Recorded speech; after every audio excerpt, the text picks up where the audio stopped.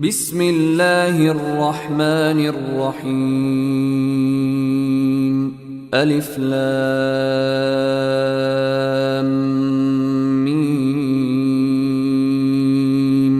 ذالک الکتاب لا ریب فیہ ہدی للمتقین الذين يؤمنون بالغيب ويقيمون الصلاة ومما رزقناهم ينفقون والذين يؤمنون بما أنزل إليك وما أنزل من قبلك وبالآخرة هم يوقنون. اعوذ باللہ من الشیطان الرجیم بسم اللہ الرحمن الرحیم رب اشرح لی صدری ویسر لی امری واحلل عقدۃ من لسانی یفقہوا قولی واجعل لی وزیرا من اہلی رب زدنی علما رب زدنی علما رب زدنی علما اللہم فقہنا فی الدین اللہم فقہنا فی القرآن آمین یا رب العالمین۔ السلام علیکم ورحمۃ اللہ وبرکاتہ۔ کیسے ہیں آپ سب لوگ؟ اللہ تعالیٰ آپ سب کو صحت اور ایمان کی بہترین حالت میں رکھے۔ آئیے ہم اپنے دورہ قرآن کا آغاز کرتے ہیں۔ ہمارے دورہ قرآن اس دفعہ تھوڑا مختلف طریقے سے ہوگا۔ ہم آیات کو ترجمے سے نہیں پڑھیں گے، بلکہ ہمارے دورہ قرآن کا طریقہ کار یہ ہوگا سیلف اسیسینیشن، یعنی ہم اپنے محاسبہ نفس کے تھرو ہر پارے کو سمجھیں گے انشاءاللہ تعالی، اور ہماری کوشش ہوگی کہ ہر پارے میں سے ہم کسی ایک انسانی رویے یا ہیومن انسٹکٹ کو دیکھیں گے۔ کوئی ایک انسانی رویہ جو ہے اس کو ہم ڈسکس کریں گے، جیسا کہ پہلا پارہ جو ہے اس کا موضوع ہوگا حسد، اور اس پارے کو پڑھتے ہوئے انشاءاللہ تعالی ہم اس موضوع پہ روشنی ڈالیں گے۔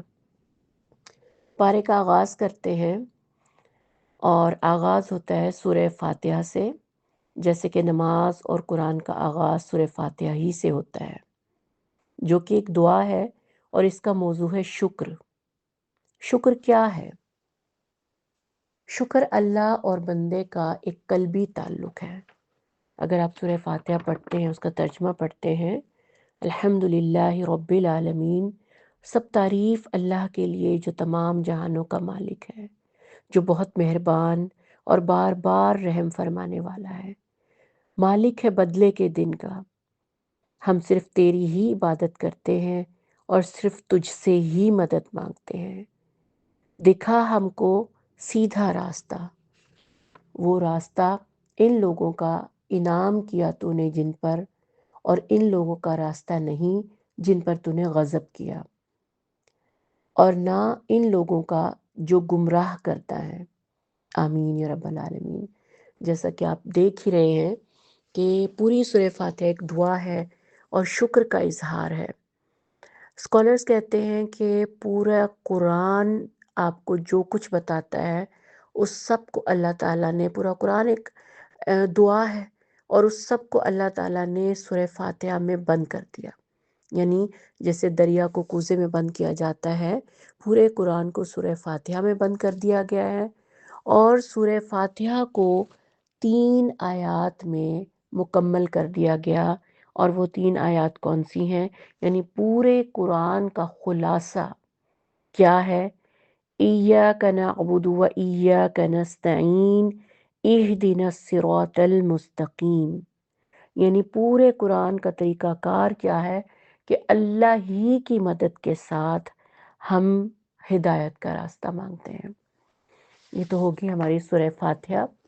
اب آتے ہیں سورہ بقرہ کی طرف۔ اسکالرز کہتے ہیں کہ سورہ بقرہ مدنی صورت ہے، طویل صورت ہے، مدنی دور کے شروع میں نازل ہوئی۔ اس میں منافقوں اور یہود کا جو ہے وہ ذکر کیا گیا ہے۔ سورہ بقرہ جو ہے اس میں تقریباً 1000 احکامات ہیں، اور 1000 نہیں، یعنی ایسی باتیں ہیں جن سے اللہ تعالیٰ نے منع فرمایا۔ اور سورہ بقرہ کے آغاز ہی سے منافقوں اور یہود کے حسد کی دلیل شروع ہو جاتی ہے. یعنی کہ پورے سپارے میں ہم دیکھیں گے انشاءاللہ تعالیٰ اس جز میں کہ منافقوں اور یہود کے دلوں میں مسلمانوں کے لیے کتنا حسد تھا. جیسا کہ سورہ فاتحہ بات ہے شکر گزاروں کی، اسی طرح سورہ بقرہ بات ہے منافقوں کی. اب جیسا کہ ہم نے کہا تھا کہ ہمارے دور میں محاسبے کے ذریعے ہم اس پارے کو سمجھیں گے، تو ہم اس پارے کے بارے میں پہلے ہی کچھ سوالات خود سے کرتے ہیں، یعنی اپنا سیلف محاسبہ کرتے ہیں. کیا آخرت کے معاملے میں ہمارا یقین آخری درجے پر ہے؟ یعنی اس پارے کو سمجھنے سے پہلے ہم خود سے کچھ سوالات کر لیتے ہیں. کیا آخرت ایک کھلی حقیقت لگتی ہے ہمیں؟ کیا ہمارے دلوں پر مہر تو نہیں لگ چکی؟ کیا ہمارے دل میں دنیا کی محبت اتنی تو نہیں کہ قرآن ہمارے دل میں اتر ہی نہ سکے؟ کیا حی علی الصلاح اور حی علی الفلاح کی پکار پر ہماری روح قربان ہوتی ہے، تڑپتی ہے؟ ٹھیک ہے، یہ چیز ہم نے دیکھنی ہے کیونکہ اب ہم اس پارے کو سمجھیں گے انشاءاللہ. سب سے پہلے دیکھتے ہیں کہ آیت نمبر 8 سے لے کر 20 تک ایک ایسے گروہ کی بات ہو رہی ہے جو منافقین کا گروہ ہے، اور یہ آیات ہمارے لیے آئینہ ہے. جب آپ ان آیات کا ترجمہ پڑھیں گے نا تو آپ دیکھیں گے کہ منافقین کی کون کون سی باتیں ہیں جن سے وہ منافق کہلائے، ان کی کون کون سی ایسے اعمال ہیں جو وہ منافق کہلائے. تو ہم نے ان آیات میں سے کیا لینا ہے؟ کیا ہم ان لوگوں میں سے تو نہیں ہیں جو زبان سے تو ایمان کا دعویٰ کرتے ہیں لیکن اپنے عمل سے نہیں دکھاتے؟ کیا ایسا تو نہیں ہے کہ ہم دھوکے باز ہیں، قرآن سے دھوکا کرتے، اپنے رب سے دھوکا کرتے ہیں؟ کیا ہمارے دل دنیا کی بیماریوں کا شکار تو نہیں ہے؟ کیا ہم فساد کو اصلاح کا نام تو نہیں دیتے؟ کیا ہم دین داروں کو بے وقوف تو نہیں سمجھتے جو دین پر چلنے والے ہیں؟ کیا ہم شیطانی پروگرام کو اللہ کا نام لے کر تو نہیں مناتے؟ Halloween, birth days, father day, فلانا ڈے فلانا ڈے. کیا ہماری ہمدردیاں کفر کے ساتھ تو نہیں ہیں؟ کیا ہم نے کبھی سوچا ہے کہ ہدایت کے بدلے ہم گمراہی تو نہیں خرید رہے؟ کیا حلال کی بجائے حرام کی طرف تو نہیں جاتے؟ کیا ہمیں اپنی ذات دین سے زیادہ پیاری تو نہیں؟ کیا ہم دین کے مشکل احکامات کو چھوڑ کر صرف وہ احکام تو نہیں لیتے جو صرف ہمیں دنیاوی فائدہ دیتے ہوں، وقتی فائدہ دیتے ہوں؟ اس کے بعد آیت نمبر 21 میں دکھایا گیا ہے کہ بندے کا رب سے کتنا تعلق ہے، کس طرح کا تعلق ہے. یہ آیتیں ہمیں سکھاتی ہیں کہ اللہ سے بندے کا تعلق بندگی کا، عاجزی کا، غلامی کا اور اطاعت کا ہونا چاہیے. یعنی انسان اپنے رب کی مرضی کا بن جائے، اپنے رب کے رنگ میں رنگ جائے. یہاں پہ پھر کچھ سوالات پیدا ہوتے ہیں. اپنی ذات سے کیا کبھی آپ نے یہ سوال کیے ہیں؟ کیا میں عبادت کو صرف نماز روزے کی حد تک تو نہیں سمجھتی؟ کیا میں خود کو جہنم کی آگ سے بچانے کی کوشش کرتی ہوں؟ کیا میں اللہ سے اپنے تعلق کو محسوس کرتی ہوں؟ کیا میں نعمتیں پا کر شکر تو نہیں، ناشکری تو نہیں کرتی؟ یعنی فور گرانٹڈ تو نہیں لیتی اللہ کی نعمتوں کو؟ پھر آیت نمبر 22 میں آپ دیکھیں گے کہ اللہ کے رسول کی بات ہو رہی ہے، اور جب آپ ان آیات کا ترجمہ پڑھیں گی تو آپ پھر خود سے سوال کیجئے گا کہ کیا میں فاسق تو نہیں ہوں؟ کیا میں رشتے ناتے تو نہیں توڑتی؟ کیا میں اللہ کی حدود کو تو نہیں توڑتی؟ یہ سوال آپ نے خود سے کرنے ہیں. خود کو دیکھنا ہے آپ اس دنیا میں کہاں پہ کھڑی ہیں. قرآن کے مطابق آپ کی کتنی مطابقت ہے قرآن کے ساتھ، اللہ کے ساتھ، جو کہ جب آپ یہ سوالات کریں گی نا خود سے اپنی ذات سے تو آپ خود سمجھ جائیں گی کہ آپ کہاں پہ کھڑی ہیں. اس کے بعد قصہ آدم شروع ہوتا ہے، اور یہیں پہ ہمارے پارے کا جو مین موٹو، مین جو ہمارا موضوع ہے وہ آپ کا یہیں سے شروع ہو جائے گا۔ اب ہم اس پارے کو یہاں سے قصہ آدم سے حسد کے ناطے سے دیکھیں گے۔ دنیا میں آنے کے بعد جو سب سے پہلا گناہ ہو رہا ہے وہ حسد کا گناہ ہے۔ ابلیس نے آدم علیہ السلام سے حسد کیا، وجہ تکبر تھی۔ ہم نے یہ سوچنا ہے کیا ہمارے دل حسد سے خالی ہیں؟ کیا ہمارے دل تکبر کے احساس میں اللہ والوں کو چھوٹا تو نہیں سمجھتے؟ کیا ہمارے دلوں میں دوسروں کے لیے حسد ہے؟ حضرت آدم کو صرف ایک درخت سے روکا گیا اور باقی پوری جنت حلال تھی۔ صرف یہ بتانے کے لیے اس قصے کو قرآن میں بیان کیا گیا کہ جس دنیا میں تم جاؤ گے تو بہت ساری چیزیں حلال ہوں گی، لیکن صرف 4 چیزیں حرام ہوں گی اور انہی سے بچنا ہے۔ کیا ہم بھی حرام سے اپنے آپ کو دور رکھنے میں ناکام تو نہیں رہتے کہیں؟ پھر ایک اور انسانی رویے کی طرف اشارہ ہے کہ آدم علیہ السلام کی توبہ کو اللہ تعالیٰ نے ڈسکس کیا۔ کیا گناہ کرنے کے بعد ہم توبہ کرتے ہیں؟ کیا گناہ کرنے کے بعد ابلیس کی طرح اکڑتے تو نہیں ہیں؟ کیا ہم شیطان کی چکنی چپڑی باتوں میں تو نہیں آ جاتے جس طرح آدم علیہ السلام آ گئے تھے؟ کیا ہم بھی ضروریات کے درجے سے اٹھ کر اپنی خواہشات کا شکار تو نہیں ہو رہے؟ کیا گناہ کرنے کے بعد توبہ کرنے میں جلدی کرتے ہیں ہم؟ جیسے حضرت آدم علیہ السلام سے گناہ ہو گیا، فوراً انہوں نے توبہ کی۔ آدم علیہ السلام نے توبہ کی، اس کے رب نے معاف کر دیا، کیونکہ وہ معاف کرنے والا اور رحم کرنے والا ہے۔ صرف ایک نافرمانی آدم کو جنت سے نکلوا دیتی ہے۔ ہمارا کیا حال ہوگا؟ صرف ایک نافرمانی ابلیس کو راندہ درگاہ کر دیتی ہے۔ ہمارا اپنے بارے میں کیا خیال ہے؟ اب ہم دیکھتے ہیں کہ پہلا انسان آدم، پہلا رویہ حسد اور تکبر۔ آیت نمبر 40 کی طرف آ جائیں، یہاں یہودیوں کا ذکر ہے۔ سب سے پرانا مذہب یہودیت۔ یہود ماضی کے مسلمان تھے۔ آج کے مسلمان کو اللہ ماضی کے مسلمان کے رنگ دکھا رہا ہے۔ اگر ہم اس دور میں ہوتے تو آج ہمارے قصے قرآن میں لکھے ہوتے، جیسا کہ یہودیوں کے جو اعمال تھے، ان کی جو نافرمانیاں تھیں، ان چیزوں کو اللہ تعالیٰ نے قرآن میں بیان کر دیا اور ہمارے لیے آئینہ دکھا دیا ہمیں کہ کیا کیا باتیں تھیں جن سے ہم نے بچنا تھا، کون کون سے رویے تھے جن سے ہم نے بچنا تھا۔ یہ سارا قصہ جب آپ ترجمہ پڑھیں گے تو یہود کی نافرمانیوں کا ذکر ہے۔ اس کے بعد پھر اللہ تعالیٰ نے ساتھ ہی بتا دیا کہ بہترین عمل کیا ہوتا جو تم کرتے، وہ ہے نماز اور صبر۔ اللہ تعالیٰ نے موسیٰ کو 40 راتوں کے لیے کوہ طور پر بلایا تاکہ دنیا کے جھمیلوں میں رہ کر اللہ تعالیٰ کی یاد اس طرح نہیں نہ آتی، حق ادا نہیں ہوتا۔ اور اسی طرح آپ صلی اللہ علیہ وسلم بھی نبوت سے پہلے ہی تنہائی پسند ہو گئے تھے، غار حرا میں جانے لگے۔ ہم سب میں ہمارے لیے کیا اس میں عمل کی بات ہے کہ ہمیں بھی تو اپنی زندگی کے کچھ دن، کچھ سال، کچھ مہینے اللہ کے لیے خالص ہونا پڑے گا نا، اپنے دل کو خالی کر کے۔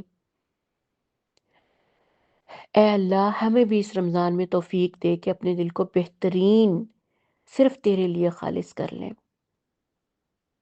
اس کے بعد اللہ تعالیٰ نے یہ بتایا کتاب ہدایت کیوں آتی ہے، کس لیے آتی ہے؟ ہدایت کے لیے، لعلکم تہتدون۔ چاہے تھوڑا ہی پڑھو لیکن سمجھ کر پڑھو۔ ہم کس لیے پڑھتے ہیں؟ ثواب کے لیے، برکت کے لیے، بیماریوں سے دم درود کے لیے۔ ایسے تو نہیں ہونا تھا نا۔ اللہ نے تو یہ کتاب ہدایت کے لیے اتاری تھی۔ ہم نے خود کو دیکھنا ہے ہم کس طریقے سے اس کتاب کو لیتے ہیں، اس میں سے کیا لیتے ہیں۔ پھر اللہ نے ہمیں ایک لفظ سکھایا۔ اللہ نے بنی اسرائیل کو کہا تھا کہ جب تم اس وادی میں داخل ہو تو کہنا حتتن حتتن، اور انہوں نے اس لفظ کو بدل دیا ہنتتن ہنتتن۔ حتت ان کا مطلب تھا میرے گناہ جھاڑ دے، لیکن انہوں نے اپنی کتاب میں تحریف کر دی، بدل دیا اس کو، اور بدلے میں کیا ملا؟ 40 سال کی غلامی، صحرا میں بھٹکتے رہے 40 سال تک۔ پھر ایک اور رویے کا ذکر کہ اللہ نے ان کو صحرا میں من اور سلوا کھلایا، پھر بھی انہوں نے شکوہ کیا کہ روز ایک ہی کھانا، ہم نے ایک ہی کھانا کھانا ہے۔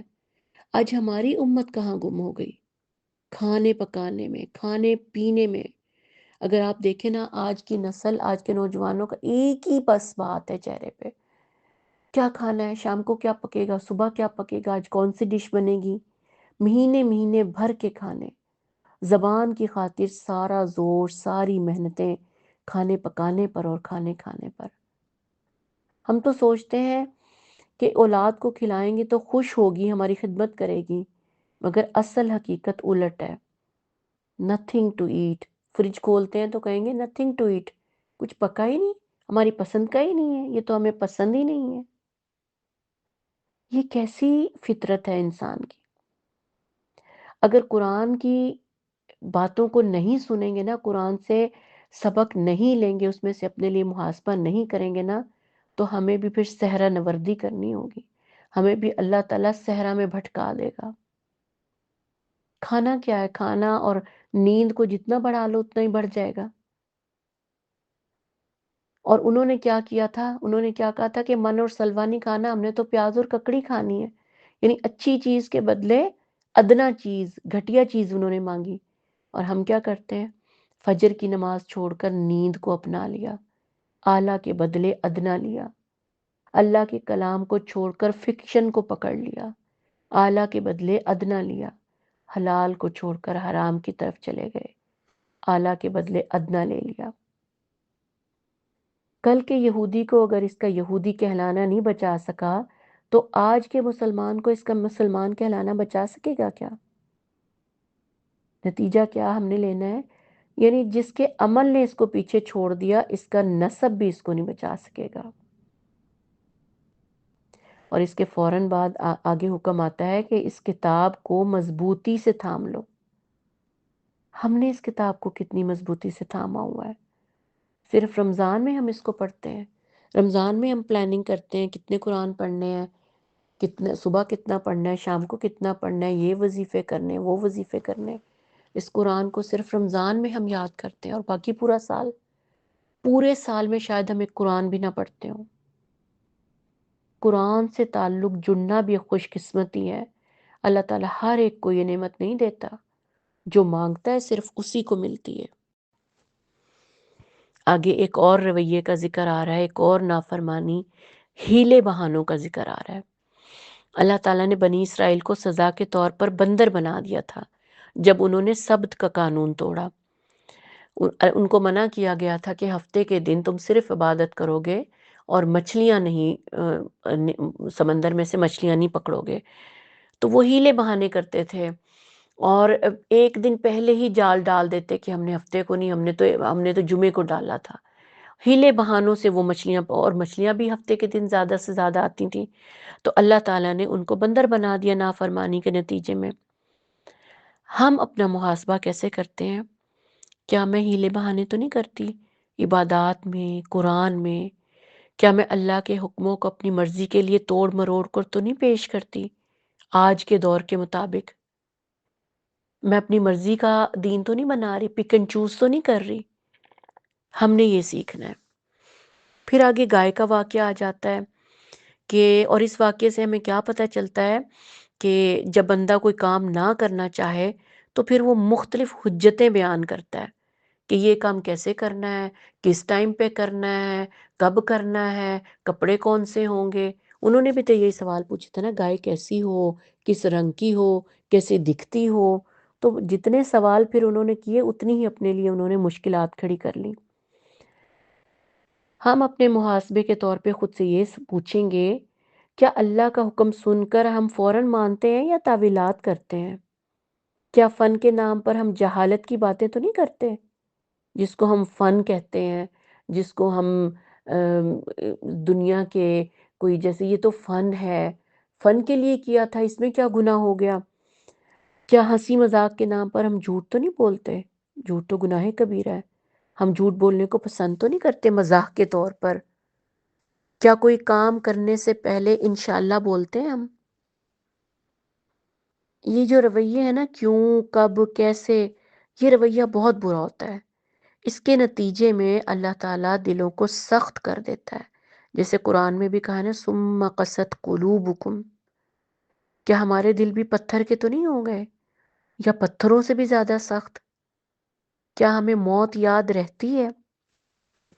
کیا اللہ کی یاد سے ہماری آنکھوں میں آنسو آتے ہیں؟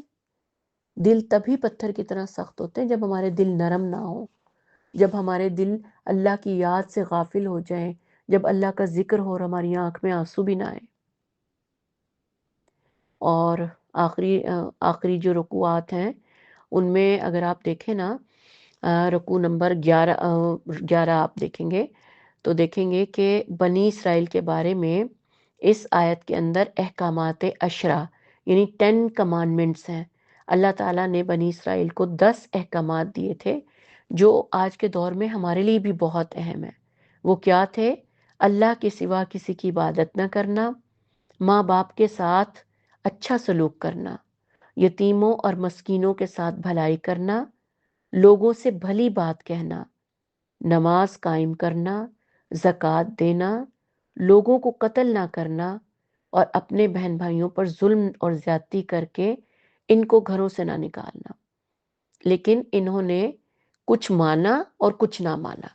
تو پھر کہا اللہ نے ان سے پھر یہ سوال کیا کیا تم کتاب کی کچھ باتوں پہ یقین رکھتے اور کچھ پہ یقین نہیں رکھتے؟ تو اس کی کیا سزا ملے گی تمہیں؟ دنیا کی ذلت اور آخرت کی ذلت، یہ ملے گا تمہیں. اور ہم کیا کرتے ہیں آج؟ ہم بھی تو پک اینڈ چوز والا دین لیتے ہیں نا، اپنی مرضی کا. جہاں پردے کی بات آ جائے، جہاں کوئی ایسی بات آ جائے جو ہمارے لیے مشکل ہو، وہ ہم نے نہیں کرنا. ہم نے اس میں سے پوائنٹس نکالنے کے کس طرح ہم بچ جائیں، بچنے کے راستے نکالیں، لوپ ہولز نکالیں. ہم نے کون سی چیز لینی ہے، کون سی نہیں لینی، قرآن میں سے خود چوز کریں. اور ہم نے اور کیا ہی کیا ہے؟ ہم نے تو اس قرآن کو، پورے قرآن کو 5 صورتیں ہی بنا لیا نا. 5 صورتوں کو اہم بنا لیا کہ بس جمعے کو سورہ کہف پڑھ لو، صبح سورہ رحمان اور یاسین پڑھ لو، سورہ مزمل پڑھ لو. ہم انہی باتوں تک محدود ہیں، پورے قرآن کی طرف آتے ہی نہیں ہیں کہ اللہ نے ہمیں پورا قرآن نہیں دیا. اس کے بعد اگلے رکوع میں جادو کا ذکر ہے. جادو برحق ہے، اس کا سیکھنا اور سکھانا حرام ہے. جادو سے بچنے کا طریقہ یہ ہے کہ صبح و شام کے اذکار کریں، معوذتین یعنی قل هو اللہ، قل اعوذ برب الفلق اور قل اعوذ برب الناس، ان تینوں صورتوں کو اپنا معمول بنائیں. لمبے ناخن نہ رکھیں. ٹھیک ہے، ہمیں یہ بتایا گیا ہے احادیث کے تھرو کہ شیطان جو ہے لمبے ناخنوں کے ذریعے، گندگی ہوتی ہے نا ان میں، انسان کے جسم میں سرایت کر جاتا ہے. اور ہماری باڈی کے جو غیر ضروری بال ہیں، اگر وہ آپ کو، یعنی آپ ان کی صفائی نہیں کرتے، تو ان غیر ضروری بال ہیں، اگر وہ آپ کو، یعنی آپ ان کی صفائی نہیں کرتے، تو ان غیر ضروری بال، اس گندگی کے ذریعے شیطان آپ کی باڈی میں داخل ہو جاتا ہے. شاید آپ نے یہ بات پہلے نہ سنی ہو کہ لمبے ناخن اور غیر ضروری بال یہ شیطان کی جگہیں ہوتی ہیں. اس کے بعد ایکسٹریم رویے، یعنی بہت زیادہ غصہ اور بہت زیادہ رونا. جب یہ دونوں کام کر رہے ہو نا آپ، تب بھی شیطان آپ کی باڈی میں، آپ ویک ہو جاتے ہیں، اور اس ویکنس میں ہی شیطان آپ کے جسم میں داخل ہو جاتا ہے. گندگی سے خود کو پاک رکھیں، اور پیریڈز کی گندگی سے بچیں، یعنی کہ ناپاکی نہ پھیلائیں، اپنے آپ کو پاک صاف رکھیں. یہ جو جادوگر ہوتے ہیں یہ پیریڈ کے خون سے قرآنی آیات کو لکھتے ہیں، نعوذ باللہ. پھر احساس محرومی، جلن، کڑھن، ان چیزوں سے، یعنی کہ خود کو بری عادتوں سے دور رکھیں. انشاءاللہ جب آپ ان تمام باتوں کا اہتمام کریں گے تو جادو آپ پہ اثر نہیں کرے گا. جادو تو آپ صلی اللہ علیہ وسلم پہ کیا گیا تھا یہ بتانے کے لیے کہ ہم نے بچنا کیسے ان سے، اس کا علاج کیسے کرنا ہے. ٹھیک ہے. پھر آیت نمبر 10 میں، پھر سے آیت نمبر 110 میں، اب پارہ آپ کا ختم ہونے کی طرف آ رہا ہے، اور آخری رکوعات میں پھر سے حسد کی بات دیکھیں گے کہ حسد کیا ہے، یہ کیسا رویہ ہے۔ حسد ہے کسی کی نعمت کو دیکھ کر جلنا، ٹھیک ہے؟ جب کسی کو کوئی اچھی چیز ہم دیکھتے ہیں، کسی کے پاس کوئی نعمت دیکھتے ہیں تو ہم اس سے جلتے ہیں۔ حسد کی ابتدا احساس محرومی سے ہوتی ہے، یعنی دوسروں کی تعریف پر آہیں بھرنا، دوسروں کو خود سے کمپیئر کرنا، اس رویے کو حسد کہتے ہیں۔ بعض اوقات دین کی وجہ سے بھی حسد ہوتا ہے کہ فلانے نے تو اتنا کچھ کر لیا، اتنی ترقیاں کر لی، قرآن بھی حفظ کر لیا، یہ بھی کر لیا، وہ بھی کر لیا، اور ہم تو پیچھے رہ گئے۔ دین میں بھی حسد ہوتا ہے۔ اب حسد کی نا مین دو وجوہات ہوتی ہیں عام طور پر۔ ایک حب جاہ، یعنی لیڈرشپ یا رتبہ، کسی کے پاس لیڈرشپ ہے، رتبہ ہے، تو لوگ اس سے حسد کرتے ہیں۔ دوسرا ہے حب مال، یعنی کسی کے پاس مال زیادہ ہو تو اس سے بھی لوگ جلتے ہیں کہ اس کے پاس مال زیادہ کیوں آ گیا۔ لیکن آپ صلی اللہ علیہ وسلم کی حدیث ہے، حسد نیکیوں کو ایسے کھا جاتا ہے جیسے سوکھی لکڑی کو آگ۔ تو کیا ہم نے اتنی مشکل سے حاصل کی ہوئی نیکیوں کو جلانا ہے لکڑی کی طرح؟ ہم نے تو بچنا ہے اس رویے سے۔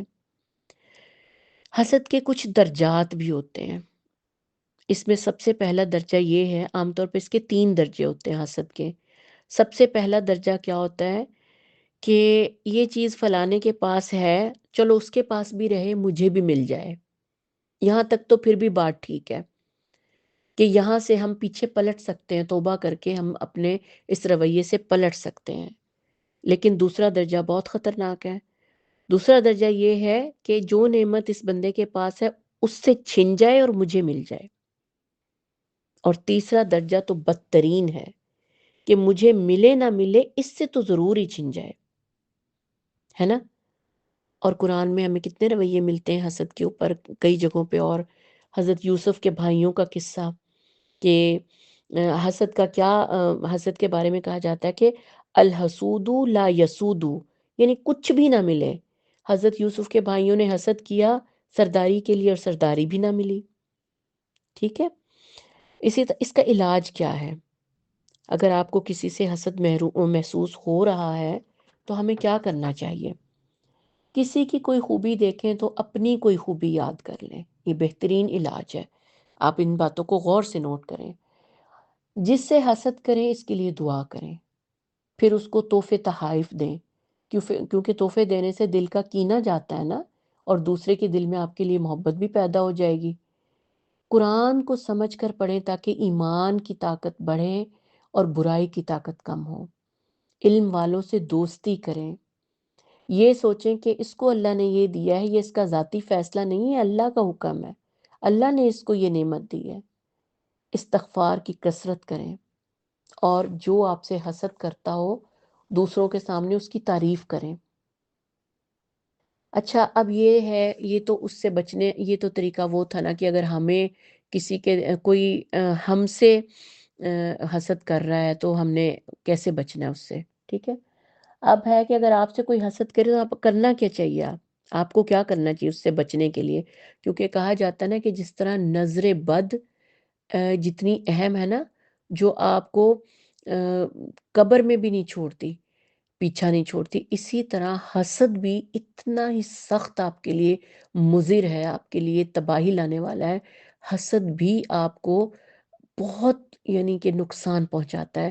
تو آپ نے کیا کرنا ہے؟ اپنے فرائض کی، جیسے نماز وغیرہ کی، اذکار کی پابندی کرنی ہے، صبح شام کے اذکار کرنے ہیں، معوذتین پڑھنے ہیں، اپنی نعمتوں کا ذکر کسی سے نہیں کرنا، اپنے بچوں اور اپنے شوہر کی تعریف دوسروں کے سامنے نہیں کرنی، دوسروں کو جلانے کے لیے نہ اچھے کپڑے پہنے آپ، جن کے پاس کچھ نہ ہو ان کے سامنے نمائش نہ کریں۔